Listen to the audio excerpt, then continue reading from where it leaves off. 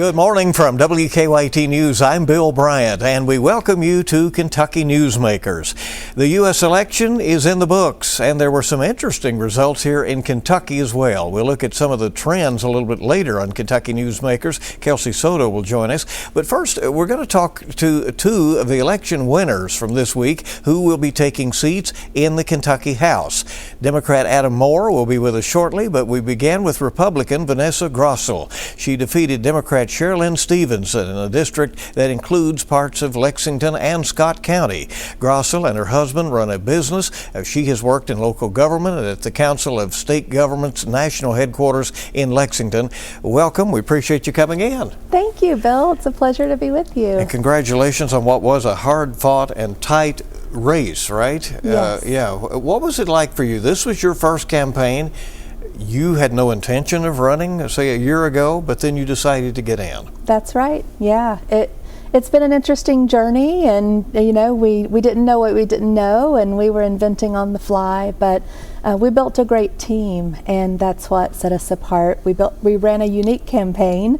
My opponent was dropping off dog bones on people's doors, and we were handing out my mom's chili recipe. So we participated in a fireman's chili cook-off, and just, as a newcomer, trying to get our name out there, trying to tell people what we're about and what sets us apart. And so we just wanted to let people know that we were a little bit unique and quirky, and wanted to have their support. Tell us about your background and what led you to this decision to run for the state legislature.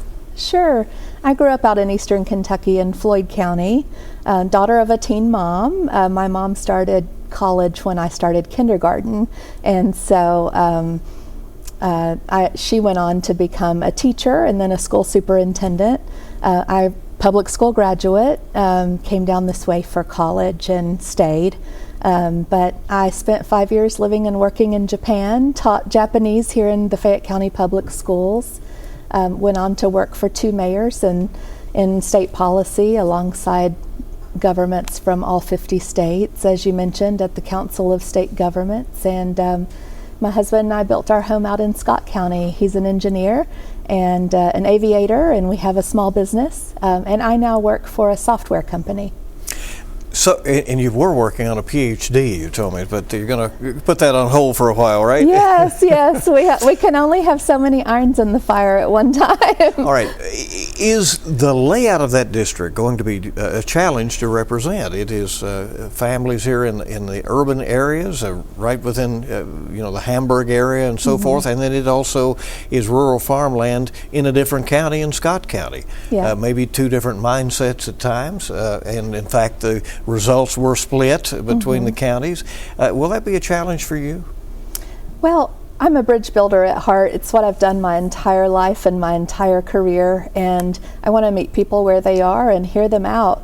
And I think when you're willing to listen and meet people where they are, you can sometimes disagree on policy and still appreciate each other's perspective.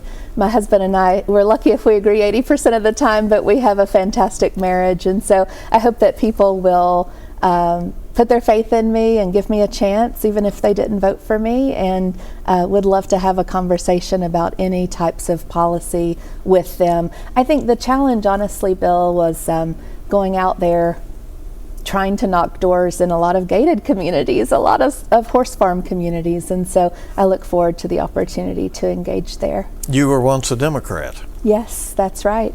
Yellow Dog Democrat from eastern Kentucky, like so many other Kentuckians. And over the years, I just felt like the party left me. And so about 2.5 years ago, I left. I switched my registration. You'll be joining the Republican supermajority, 80 votes or so in the state house. What will your priorities be? Number one for me is education, childcare, things that help families and the next generation know that they can live that American dream and that it's alive and well. I want to work on economic development and bringing more jobs. I plan to start a Japan caucus when I get to Frankfurt because of all of my involvement in Japan and with sister cities and so many groups like Toyota. You said education, but you did not take a position on Amendment 2, right? Which was a very important education topic in this whole campaign cycle. That's right. There was so much money spent on both sides of that argument that I didn't really think my voice mattered. The voters are smart in this district, and I wanted people to feel like they could vote either way on that and still throw their support behind me. I was torn on that issue. Honestly, Bill, I've worked on both sides of it as a public educator, and I also worked for a software company that administers the lion's share of school choice programs across the country. And so even though all the states haven't done it great, you have to sometimes innovate in order to improve, and we certainly do have a long way to go to improve educational outcomes here in the state of Kentucky. Do you take the defeat of Amendment 2 as the end of that discussion, or do you think that there will continue to be some potential discussion of the legislature attempting to help the private school landscape? Well, I think there have been other examples of how the legislature and the state have worked with the private schools during COVID, administering emergency assistance to non-public schools as an example, the EANS funds. But on this, I think it's more about supporting parents and students and trying to find ways to help support them and their unique needs if the public school situation that they're in is not deemed best for that individual family or student. You said you have an interest in child care and maybe some innovative approaches to that. That's right. You know, I'm not about increasing taxes and things like that generally.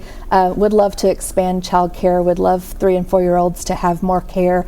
I think there's a lot of work we can do around policy for child care and enabling more mainly women to start small businesses out of their homes in the child care industry, filling gaps in some of our rural communities, like where I'm from in eastern Kentucky. We'll never have a lot of child care centers, and frankly, centers don't always fill the gaps for second and third shift workers, first responders, nurses. So we need some alternative child care options that are out there and that are affordable for Kentuckians. Will you vote to lower the state income tax another 0.5% when you go into session in January?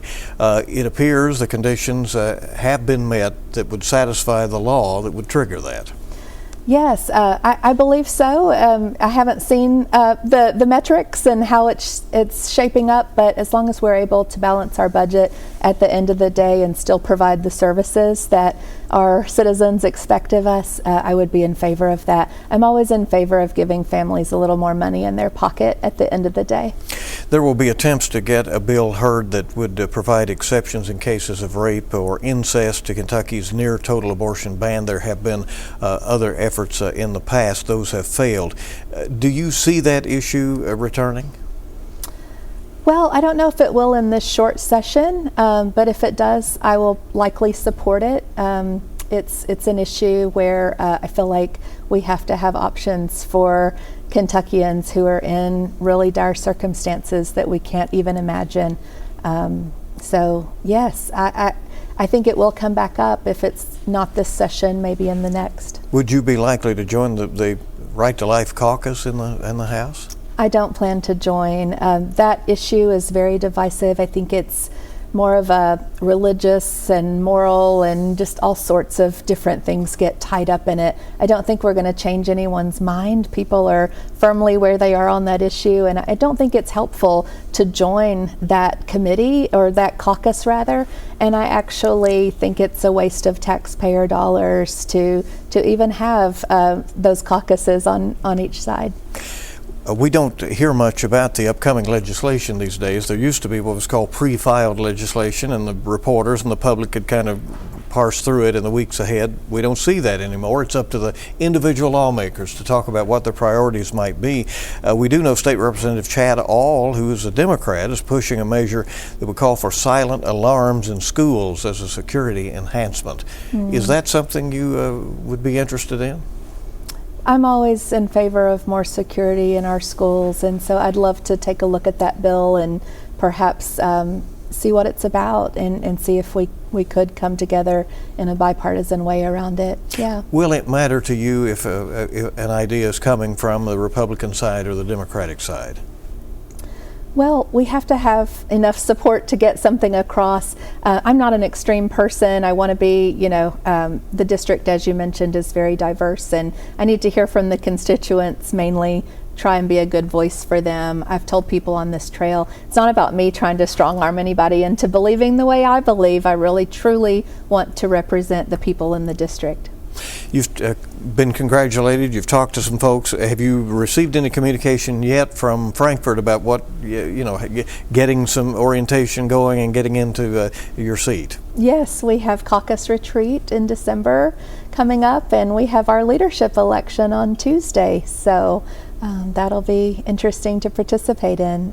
Vanessa Grossl will be the new state representative in parts of Fayette County and in the parts of Scott County. Thank you for coming. We appreciate it very much. Thank you, Bill.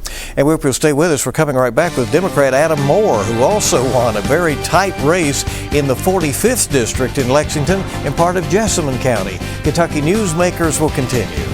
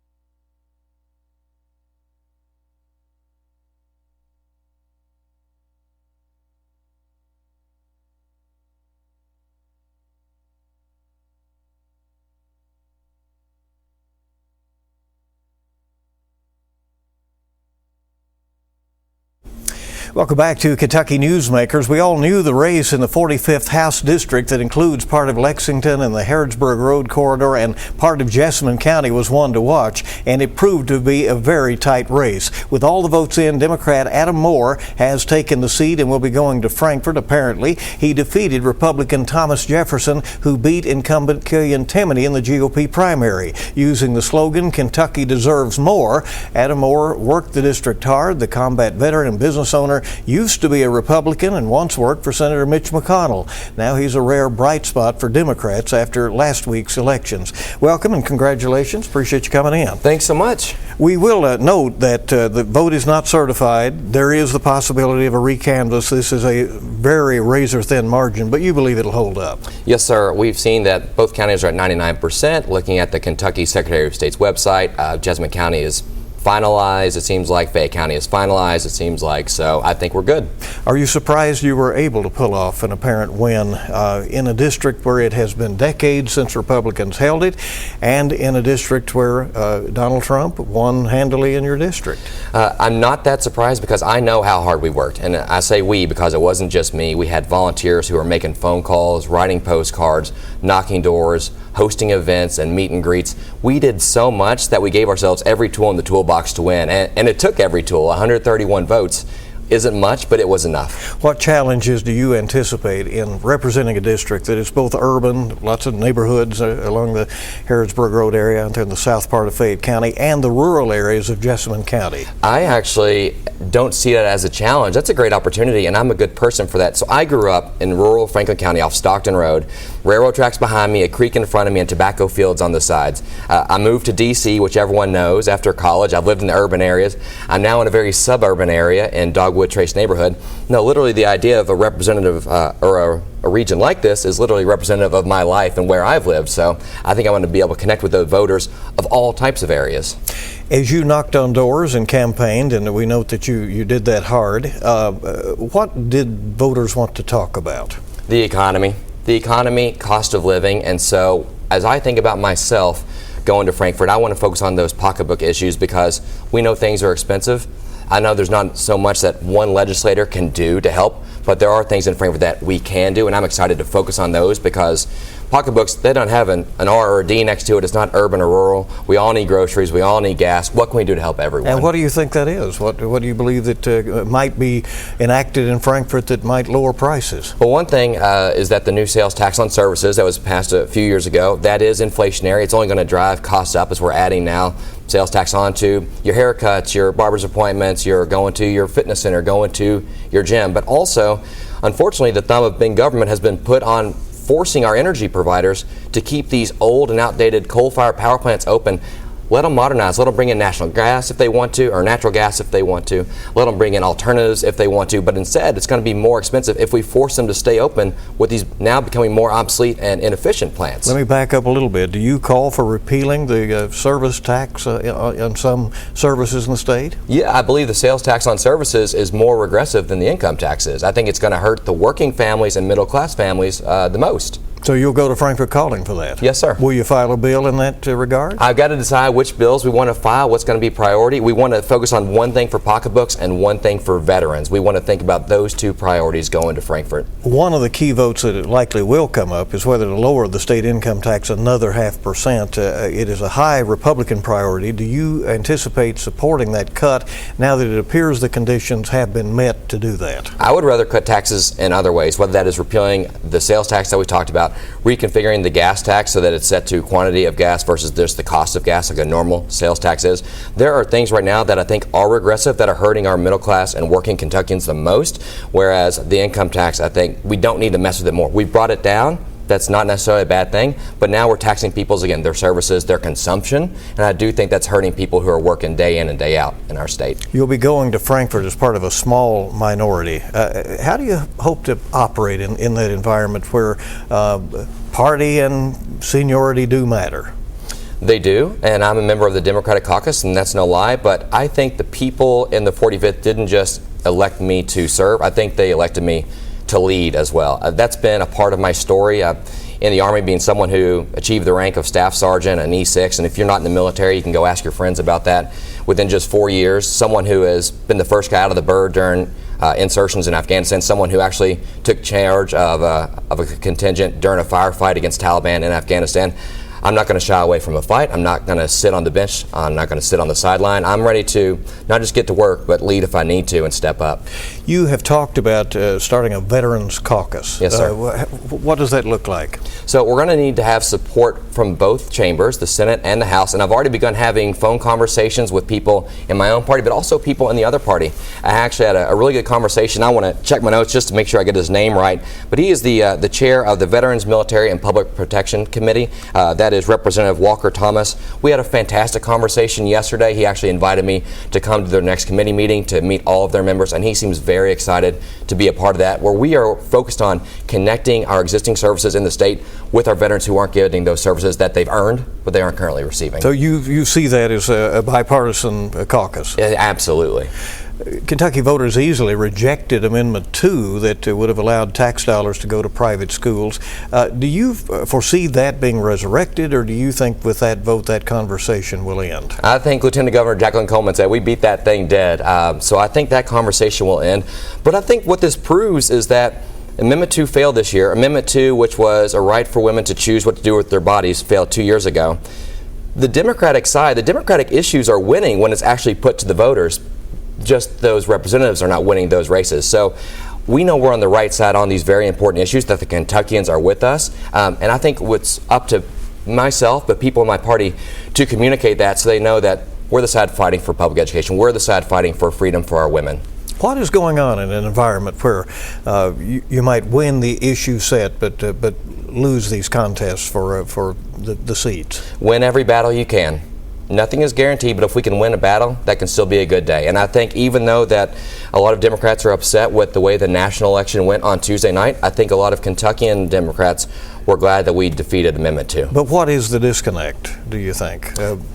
Communication. Communication on what the party is. And I want people listening to this and watching this, and people I talk to at the doors to know that the Democrats in Kentucky are for our working families and they're for our individual freedoms. And the more I get the chance to explain that to them and talk to them about that, I think that's going to help move past this narrative, whether they call us woke or liberals.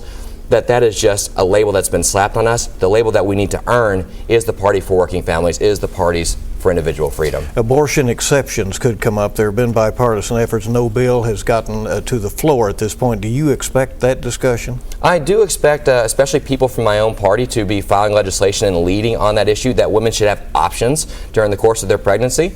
Yeah, it'll be an issue, and it's important to voters. I don't know where it'll go, but I'm excited to see what does come out and hopefully play a role in that, because I do think women do need options in their pregnancy. Chad Auld, State Representative, Democrat of Lexington, will make a proposal on silent alarms for schools. Have you seen his legislation or talked about that? I read about it in the newspaper, but that sounds great. We all want our kids to be safe in schools, and if that is a measure that increases the safety of our children, why wouldn't I be looking for a way to support that? Now, I have not seen any bill language or the text of it, but the idea behind the bill sounds like something I could absolutely get behind, and again, not because it's Republican or Democrat, but just a good thing for our children. Few seconds left. What will Adam Moore's priorities be in Frankfort? It's going to be to support our working families by helping with our cost of living, but also supporting Kentucky's veteran community through the formation of a Veterans Caucus and hopefully passing a piece of legislation to help our veterans as well. Appreciate you coming by. Thank you. Thank you very much. Stay with us, everybody, here on WKYT's Kentucky Newsmakers. In just a moment, Kelsey Soto will join me,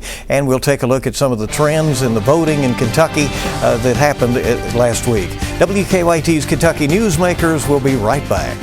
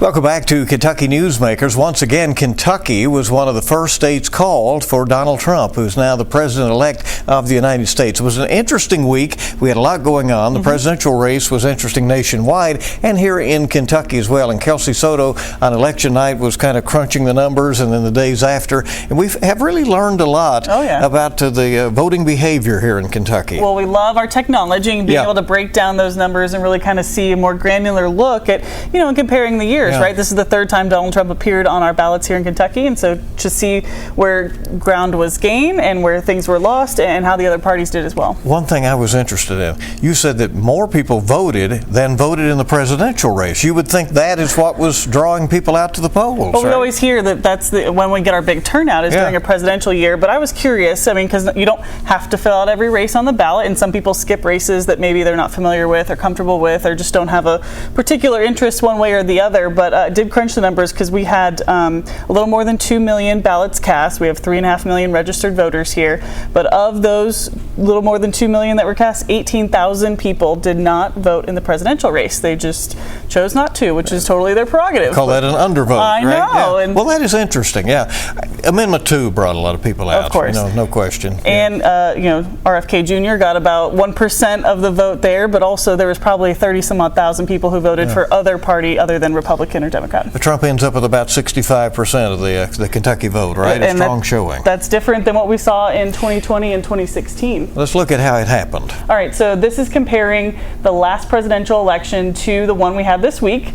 And in these darker red colors in the central part of the state, you can really see where some support was picked up for the president-elect, and then you can also see a little bit of where some traction was lost in the western and eastern parts of the state. The lighter the color, the less support and votes gotten there. But so in eastern Kentucky, a lighter vote, and in western Kentucky, looks like in central Kentucky, yeah, it's interesting though that looks like Madison and Scott, Trump gained in support. Yes, right? and we can actually break it down even further and look at the county level. So the biggest gain for the president-elect came from Menifee County, almost 11% more votes there than he saw in 2020. And this is the top 10 roundup here. We've got Warren, Shelby, Hancock, Madison, as you mentioned, Logan, Metcalfe, Marion, all picking up even more support there. Interesting.